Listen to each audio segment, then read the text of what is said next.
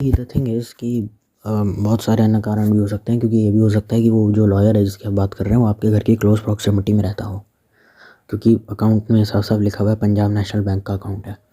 तो हो सकता है कि वो आपके घर के थोड़े बहुत ही क्लोज रहता हो या आपके थोड़े बहुत घर के पास रहता हो। तो अगर ये हो सकता है कि आप उससे ऑनलाइन कंसल्टेशन लिए and then you want to look for a lawyer, तो आपके घर के पास में ही वो रहता है और आपको आपके घर के पास में मिल जाए, and he will also encourage you to go to court and take a legal help. लोग लीगल हेल्प लेने से कतराते हैं, उनको लगता है कि अगर हम मर्द हैं, हमने लीगल हेल्प कुछ चीज़ों में ले ली तो हमारा कटेगा ही कटेगा। पर वो डर आपके मन से पहली बात तो चला जाता है, और दूसरी बात ये है कि अगर आपने लीगल हेल्प ले भी ली तो उसके रिपरकॉशंस कोई इतने सच है नहीं।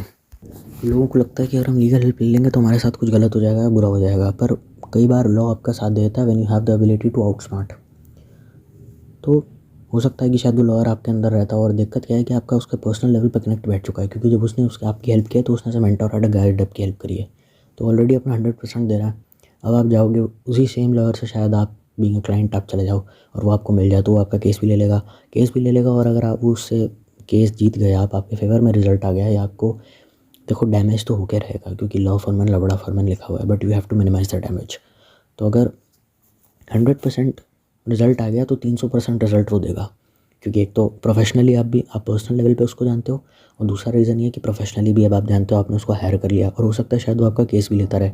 और जब किसी इंसान का कोई काम अच्छा हो जाता है तो सारी ज़िंदगी उसकी पीआर करने के लिए, उसका जो एडमायरर है वो सारी ज़िंदगी पीआर करता रहता है। मैंने शर्मा जी से हेल्प ली थी, मुझे याद है, बड़े अच्छे लॉयर हैं, आप इनके पास चले जाओ, कोई मैटर हो बढ़िया है, देख लेना। और शर्मा जी को भी समझा के रख देगा, शर्मा जी हमारे ख़ास आदमी हैं, हाथ से नहीं जाने चाहिए, पैसे वगैरह की आप टेंशन मत करना, कम दे देंगे तो मैं एडजस्ट कर लूँगा। और दूसरा रीज़न ये है, डबल एडवाइस भी इस केस में दी जा सकती है।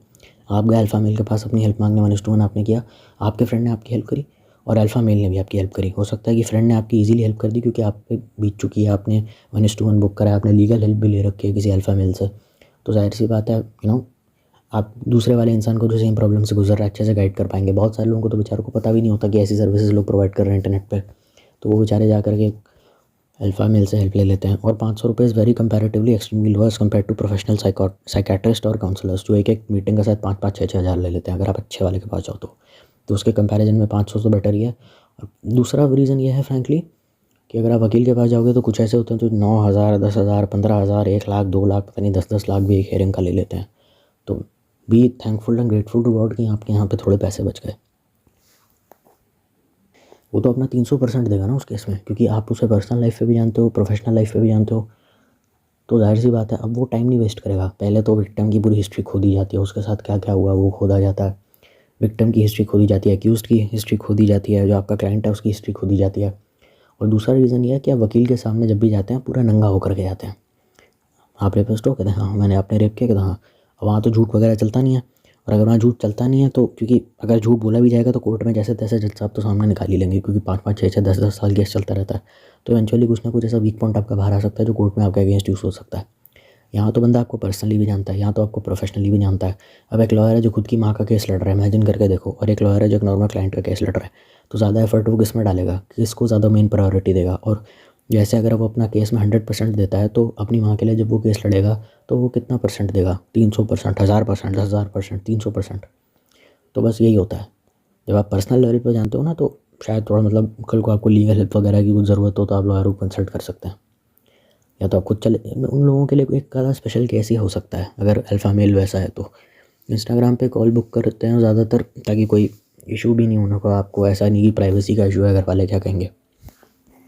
होती हैं जो वैसे, और ज़रूरी नहीं है प्रॉब्लम सीवियर हो, नॉर्मल प्रॉब्लम भी हो सकती है। वो बेसिक प्रॉब्लम जो हर एक इंसान टीनेजर फेस करता है। पहली बात तो इंट्रोवर्ट होने में डर लगता है, अकेले रहने में डर लगता है, दोस्त मजाक उड़ाते हैं तो उससे डर लगता है, दोस्तों के बीच में प्यार कबूल करने में डर लगता है, आपका नया नया कटा है और दोस्त आपके ऊपर हंस रहे हैं उससे डर लगता है, फैमिली आपके पैशन को सपोर्ट नहीं करती है, आपको लगता है सोसाइटी आपके अगेंस्ट है, आपको काफ़ी इग्नोर्ड फील होता है, क्रश को दूसरे की बाहों में वन साइडेड लव होता है, इन्फैक्चुएशन होती है, शायद कभी कभार हॉर्मोन्स का भी खेल होता है, क्रश होता है जो दूसरे की बाहों में है तो आपको बुरा लगता है, क्रश जो होती है आपको ह्यूमिलेट करती है लोगों के सामने तो आपको बुरा लगता है, क्रश के फ्रेंड्स आपके मजाक उड़ाते हैं तो आपको बुरा लगता है, पब्लिक स्पीकिंग में आपको बुरा लगता है, आप अपने वर्ड्स एक्सप्रेस नहीं कर पाते, आप डिसीजन सही से नहीं ले पाते।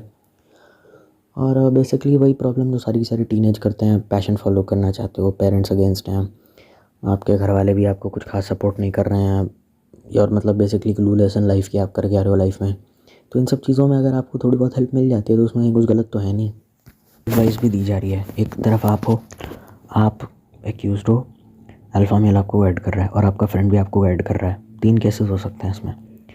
आप एक्यूज्ड हो, आपके साथ कांड हुआ है, आपने अल्फ़ा मेल से एडवाइस मांगी, आपका फ्रेंड आपको भी साथ में एडवाइस दे रहा है, फ्रेंड के साथ कोई कांड नहीं हुआ है। दूसरा केस ये हो सकता है आपका फ्रेंड के साथ कांड हो गया, आप एक्यूज्ड थे पास्ट में, तो अल्फ़ा मेल ने आपकी हेल्प की थी, तो आप अपने फ्रेंड को सजेशन दे दो और कुछ इंपॉर्टेंट टिप्स एंड ट्रिक्स भी अपने बुरे एक्सपीरियंसेस के बेसिस पे दे दो ताकि आपके फ्रेंड की हेल्प हो सके।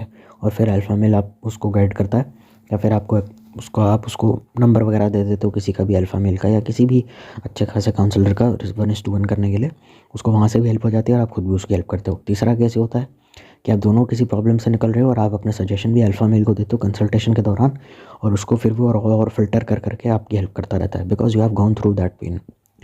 तो आपको अच्छे से पता है कि क्या प्रॉब्लम आ सकती है, किस किस मोड़ पे क्या प्रॉब्लम आ सकती है, और जब आप जेन्युइनली किसी की हेल्प करना चाहते हैं तो आप उसकी भी सारी ज़िंदगी हेल्प कर पाएंगे। तो it's the law of nature कि जितना आप लोगों की हेल्प करते हैं उतना लौट के आपके पास आता है, तो उसमें कहीं कुछ गलत नहीं है, but it's basically acts of service. तो बेसिकली इस केस में यही हो रहा है और मुझे इसमें ऐसा कुछ लगता नहीं है। तीसरा केस जो मैं समझ सकता हूँ कि आपका दोस्त है, उसने पास्ट में अल्फ़ा मेल से कुछ ली थी 1:1 कंसल्टेशन, एडवाइस, भांग भोसड़ा जो भी होता है वो, और उसने आपकी हेल्प कर रहा है, आपको भी गाइड कर रहा है और आप अल्फ़ा मेल से भी आपको गाइडेंस मिल रही है। तो in that case you can also be helped, और you can help someone else. कि अगर आपकी फैमिली में कोई जूझ रहा है उन सब चीज़ों से, ज़मीन को लेके विवाद हो सकते हैं, चाचा ताऊ कलेश हो सकते हैं, जातिवाद का मुद्दा हो सकता है, inter caste inter religion marriage, girlfriend की, मतलब there are an number of things.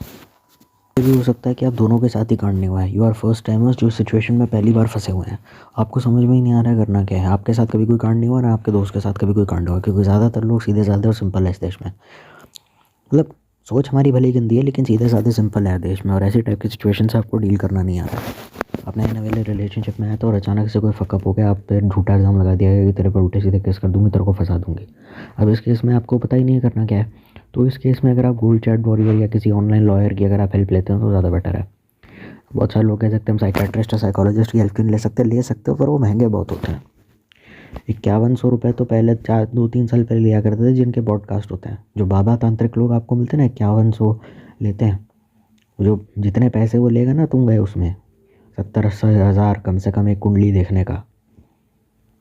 बताया था ना मैंने इस बारे में कि तुम उससे सर्विस लोगे तो कितने पैसे तुमसे चार्ज करेगा, इसीलिए।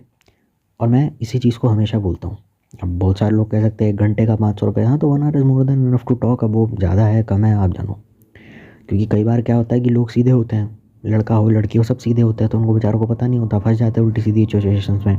डर लगता है किससे बात करे, किससे अपनी फीलिंग्स शेयर करे। लेकिन अगर कोई इंसान अगर अवेलेबल इसीलिए अगर कोई कह रहा है कि आप ठीक है आप मेरे से फीलिंग शेयर करो, अगर कोई इंसान इस चीज़ के लिए अवेलेबल है, आपको अपॉइंटमेंट देता है कि और पूरा अपना सहयोग देता है और एक लीगल एडवाइस देने में एज अ गार्जियन या फ्रेंड आपकी हेल्प करता है, और इसके बदले में अगर उससे थोड़े बहुत पैसे मिल भी गए तो इसमें मुझे कुछ गलत नहीं लगता है। इवेंचुअली हेल्प ही तो हो रही है ना हमारी, और आप अपनी मर्ज़ी से पैसा दे रहे हो। हाँ पहले इस्तेमाल करें फिर विश्वास करें, और ऐसी हालत में अगर एक आध बार अगर आपने हेल्प ले भी ली तो उसमें आपने कुछ गलत नहीं किया है। इंस्टाग्राम हर कोई यूज़ करता है, टेलीग्राम हर कोई यूज़ करता है। इंस्टाग्राम आईडी नहीं है तो भी बना लीजिए, उसके बाद अकाउंट डिलीट कर लीजिए हेल्प मिलने के बाद और अनइंस्टॉल कर लीजिए। टेलीग्राम पे भी आप हेल्प ले सकते हैं। इंपॉर्टेंट ये नहीं है कि आप हेल्प ले रहे हैं या नहीं ले रहे हैं, इंपॉर्टेंट ये है कि आप एक रिलायबल सोर्स के पास जा रहे हैं। मुझे देश के कानून पे कुछ हद तक भरोसा, ठीक है यार नहीं तुम कह सकते हो, मुझे तो भरोसा है। कानून गलत हो सकता है, हाई कोर्ट में जिस तरीके से लॉ फॉर लौड़ा फॉर मान सकता हूँ, लेकिन कोई ऐसा इंसान जो अगर सच का अगर भक्त है और सच बोलना में बिल्कुल डरता नहीं और कतराता नहीं है, और कोई अपनी सी इमेज कैरी करता है, तो जाहिर सी बात है ना, जाहिर सी बात है वो लोगों के सच को प्रोटेक्ट करना चाहेगा। आप उसके सामने सच बोलोगे तो आपकी हेल्प करेगा, बिकॉज सच बोलने भर से कुछ नहीं होता, सच को प्रैक्टिस करना पड़ता है। When you practice the truth और when you speak the truth, दोनों में बहुत फ़र्क होता है।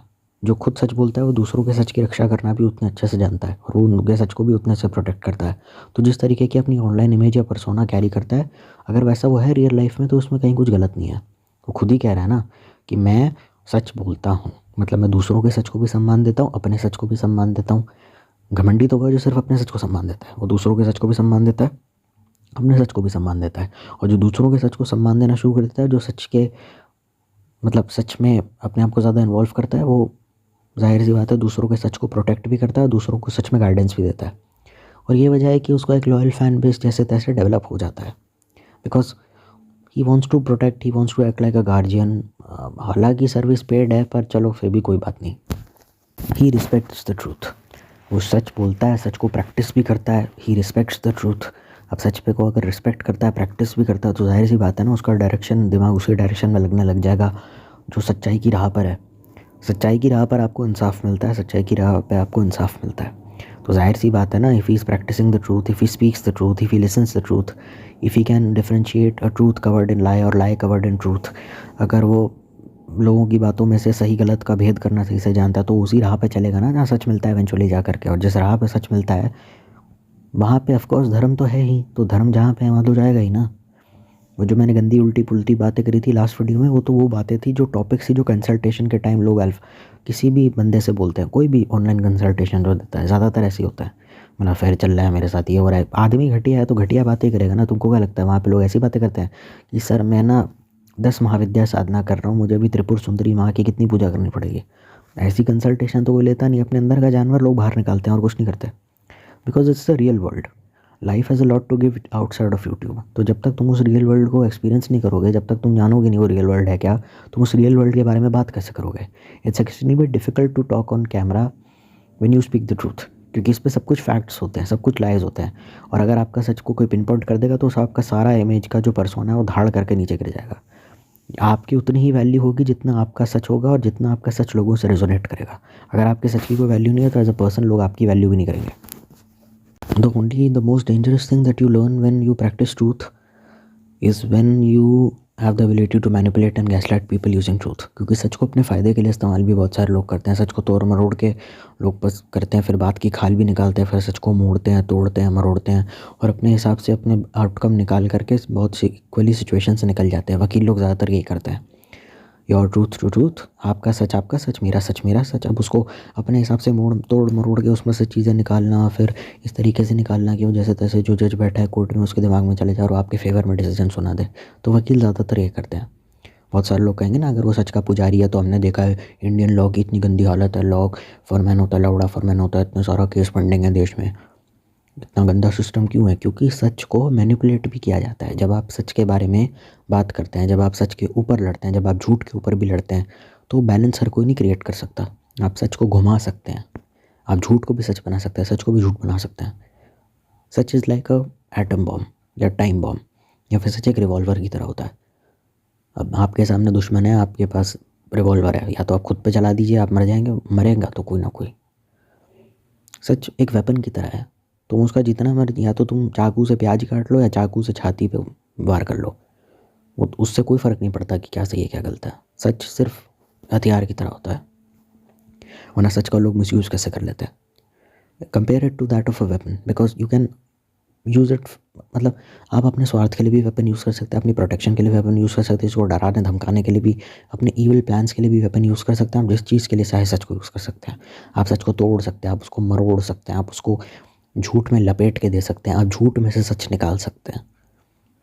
समझ रहे हैं आप बात की खाल निकाल सकते हैं और इसी बात के वकील पैसे लेते हैं। आपकी डायलॉग नहीं है जॉली LLB 2 का, आपकी तरह कान नहीं पकड़ूंगा एक बार में, सीधा पकड़ूंगा, कस के पकड़ूंगा। मतलब समझ रहे हो? सच निकालना है तो झूठ से भी तो सच निकाला जा सकता है ना। झूठ को ही सच के डायरेक्शन में भेज दो, उससे सच निकाला जा सकता है। बस वही बात है। अब ये कितनी मुश्किल बात है, झूठ के सच कैसे निकाला जा सकता है? झूठ को बोलो इस तरीके से कि वो कन्विंसिंगली एक ट्रूथ लगे, उसमें ऐसी डिटेल्स ऐड कर दो, उसको इतना कन्विंसिंगली कर दो, झूठ को इतना ज़्यादा जटिल कर दो कि वो एक लगे कि बाहर से देखने से लगे वो एकदम सच है लेकिन होगा अंदर से झूठी। इस तरीके से झूठ को कर दो। और फिर झूठ पे कुछ फैक्ट्स हैं, उसके ऊपर सच तड़का लगा दो कि जैसे मैंने 2 लोग हैं, एक ने चोरी की एक ने नहीं की, ठीक है। अब दोनों के वकीलों को सच पता है। अब उसने ऐसी ट्रैजेक्टरी जड़ दी, जो महंगे वाले वकील ने ऐसा केस घुमाया, ऐसा चक्कर चलाया कि प्रूफ हो गया कि वो इनोसेंट है, ठीक है। वो इनोसेंट तो है नहीं, पर अब इनोसेंट आदमी के साथ क्या करना चाहिए? उसको तो सम्मान मिलना चाहिए, उसकी तो पैसे मिलने चाहिए।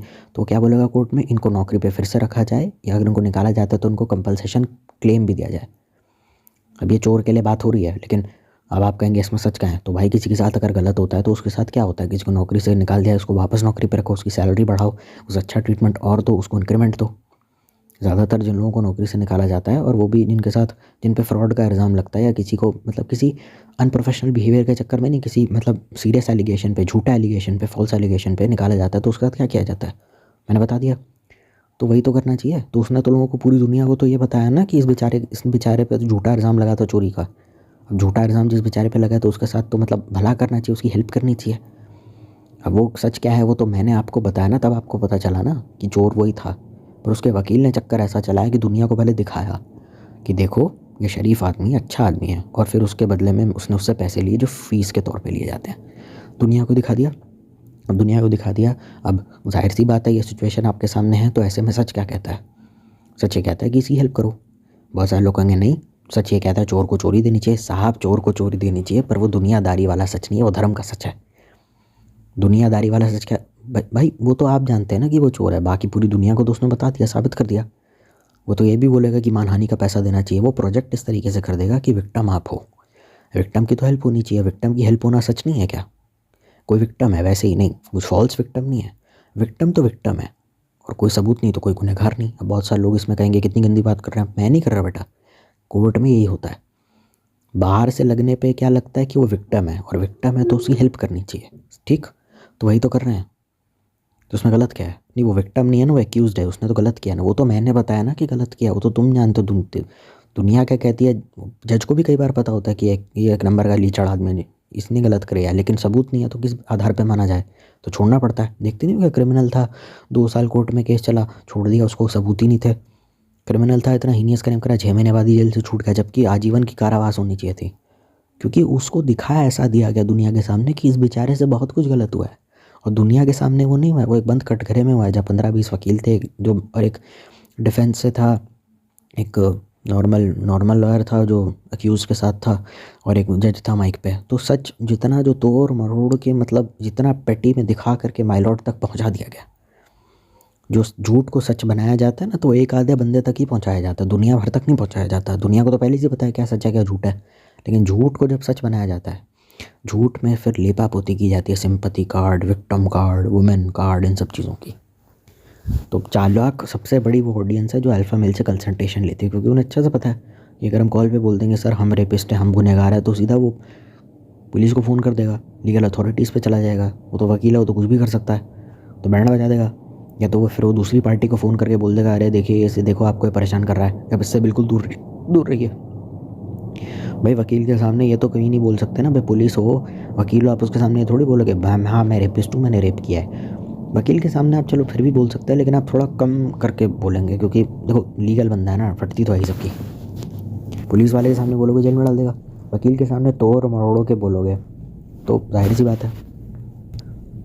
दुनिया को भले ही पता है सच क्या है, दुनिया को भले ही पता है झूठ क्या है, लेकिन हमने उस बंदे को सच बिलीव ज़रूर करवा दिया, सच दिखा, झूठ को सच बनाया, और उस बंदे को बिलीव सच करवाया जो सच एक्चुअली में जिस तक बात पहुंचानी थी।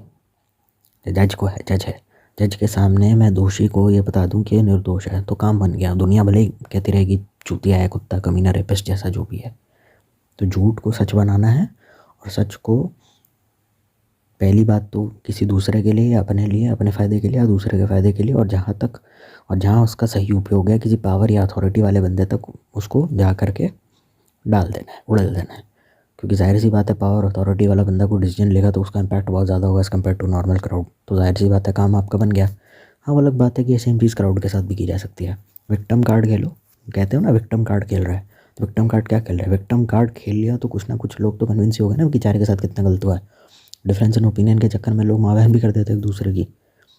तो बस क्या है इसमें, नया थोड़ी है कुछ।